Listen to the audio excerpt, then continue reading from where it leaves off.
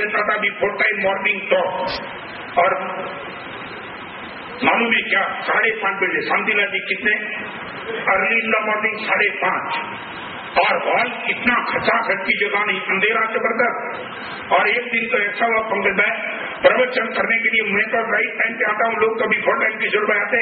5:30 बजे मुझे अंदर एंटर होना था, मैं मंदिर दर्शन करने के लिए, और पब्लिक चिका यहाँ जो ये है ना, सब एक दूसरे खड़े रहते सुनते रहे प्रवचन।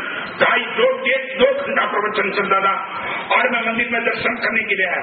सब तो ऐसे ही खड़े थे, मैं पीछे से आया, और पीछे से आया तो ये लाइन सही आना पड़ता है, बीच में से तो नहीं आया, वॉल टू वॉल आ रहा था। और जितना तो आपको मालूम नहीं है। और एक लड़के को बोला, जैसे ही लड़के को ऐसा कर दिया, मैं आगे जाना चाहता था, लड़के ने पीछे देखे बिना जोर से मुझे झटका मारा, मैं गिर गया। ले जाते और आगे जाना है, पीछे रहो। अरे मुझे बोल रहे, मैं गिर गया, शर्म नहीं आती आगे जाने के लिए, टाइम खड़ा हुआ, सही समय पे सुनना है।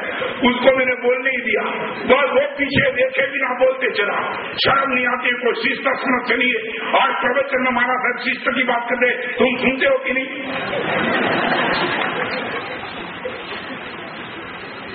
कोई जवाब नहीं दिया। फिर मैंने बोला, दोस्त मैं ही प्रवचनकार हूँ।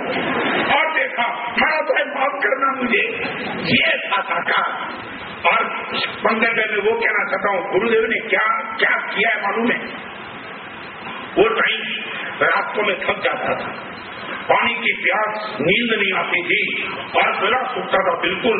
और चौथे दिन गुरुदेव के पास गया, और गुरुदेव के पास जाकर के हाथ जोड़ के कहा, गुरुदेव मेरे शरीर की क्षमता बाकी बातें, ये बिफोर टाइम नवकाशी के पहले प्रवचन और रात को प्रवचन चलते थे, आफ्टर सनसेट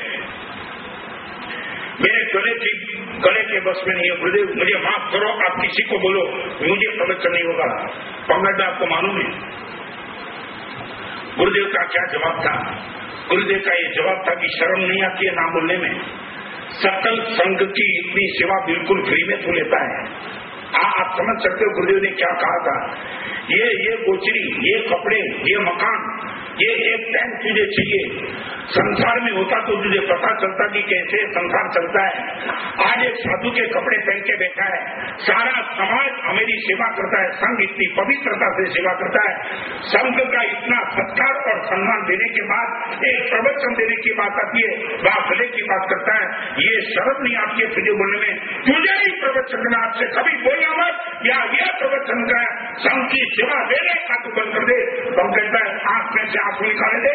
आज आया तो मेरे पास, जो भी उपचार करना पड़े वो करते रहना, मगर रात का प्रवचन तुझे करना है। संघ का इनपुट होता है तो आउटपुट देने की हमारी भी एक जिम्मेदारी होती है।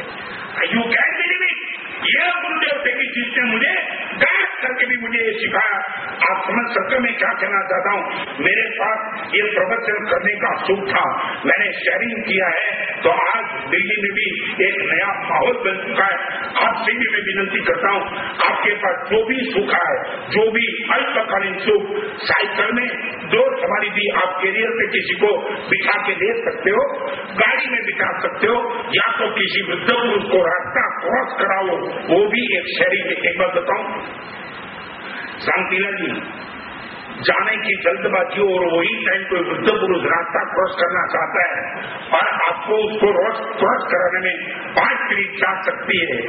सच बोलो मैं इतना ही कहूँ, आप गाड़ी में से उतर करके वृद्ध पुरुष को रास्ता क्रॉस कराएंगे या गाड़ी भगा देंगे?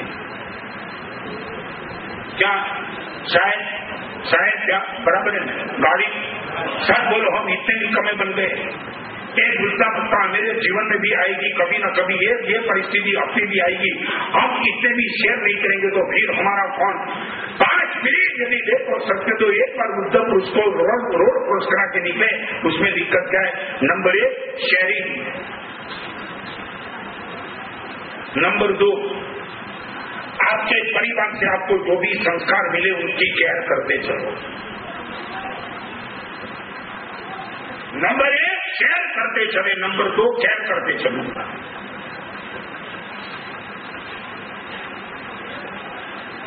यहाँ बैठने वाले सभी को अपने माता पिता से कुछ न कुछ अच्छी चीज मिली।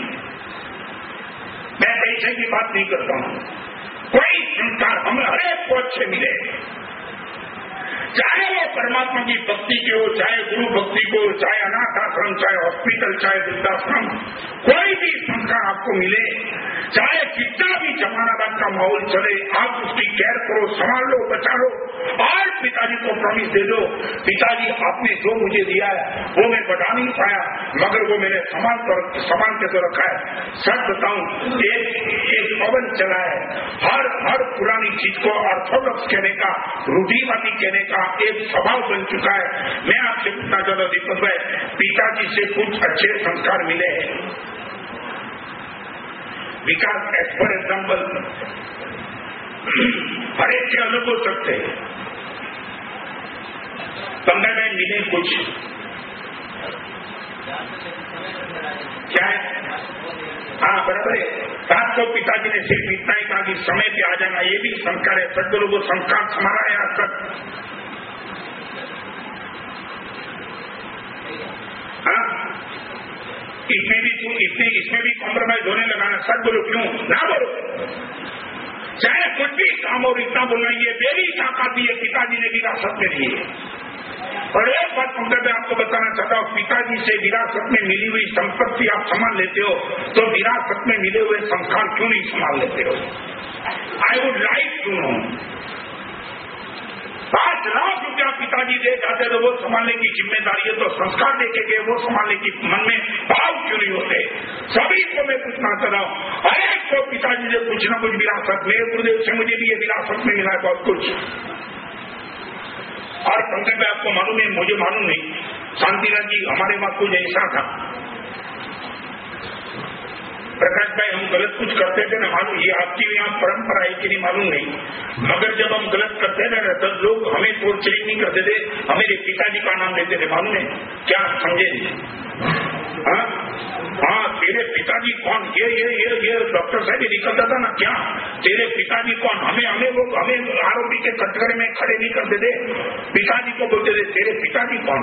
और हमने तेरे से ये उम्मीद नहीं रखी थी, ये बाप का ये बेटा, ये करके बेटा। That means what? पिताजी से आपको कुछ ऐसी विरासत में चीज मिली थी, वो गुडविल यहां तक चलती थी, बराबर है।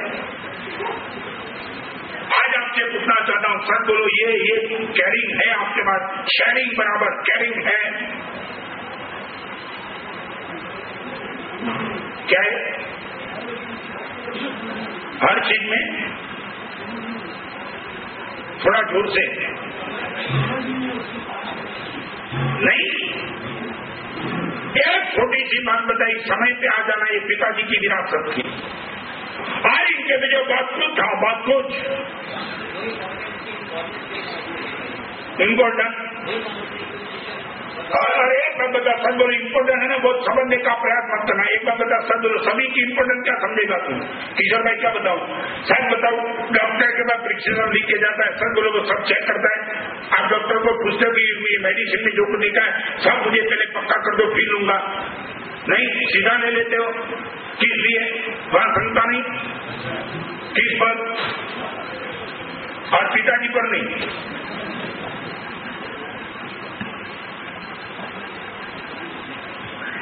समझ में नहीं आता है। अब एक काम करो, आपके पास तो एक बात बताऊं, तो क्या विकास तेरे बेटे को देने के लिए तेरे पास संस्कार की क्या विरासत है? What you are